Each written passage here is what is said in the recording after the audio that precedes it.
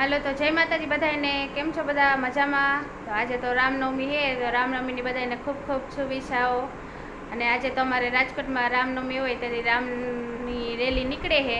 તો આજે પુથીરાજને તો રજા છે નિશાળે, અને પુથીરાજ તો કહે છે કે મારે રામનવમીનું આપણે જે રથયાત્રા નીકળે એમાં જોવા જવું છે. તો તૈયાર થઈ ગયા છે, તૈયાર થઈને બેસે, ચાંદલા બાંડલા કરી લીધા, ભગવાનને પગે લાગી લીધું, અને હવે જાહે હમણાં એને પપ્પા આવે એટલે હું પછી ઘરનું કામકાજ કરીશ.